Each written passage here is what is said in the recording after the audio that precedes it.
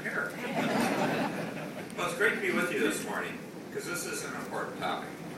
And I appreciate you taking the time because it's about Michigan's future. And you might wonder when you talk about innovation, entrepreneurship, how does it fit in the big picture of Michigan? And it's interesting. It was fundamental to my campaign. And it's really tying into the reinvention of Michigan. I ran on the concept of a reinvented Michigan. And what do I mean by that? Well, actually what we need to do is Michigan 3.0. We've had two Michigans in the past. And entrepreneurship and innovation were critical in creating both of those. But it's time to do it again.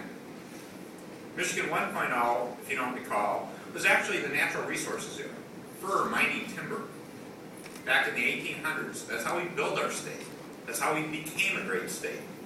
And for those of you that are entrepreneurs that are looking to score big, I can tell you the country's first multimillionaire was actually created in Michigan.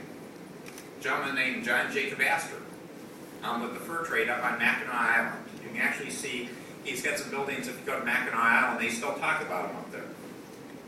That was Michigan 1.0. Michigan 2.0 was a similar success story, actually a larger success story, where we helped revolutionize the world.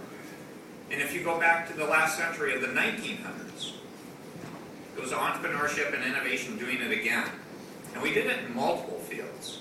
Everyone knows about the auto industry. But if you think about the auto industry, people, the Fords, the Dodges, the great inventors that really make it happen. But there are many other fields. I'm from Battle Creek, cereal. We had two gentlemen, Kellogg and Post. Both happened to be from Battle Creek.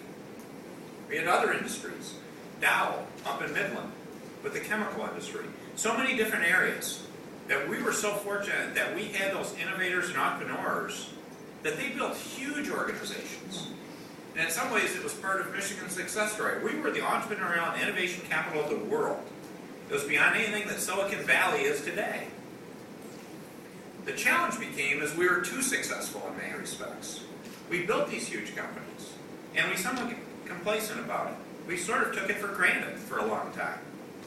And so we've gone downhill probably for the last 40 or 50 years because of the great success we had. Well, it's time to do it again.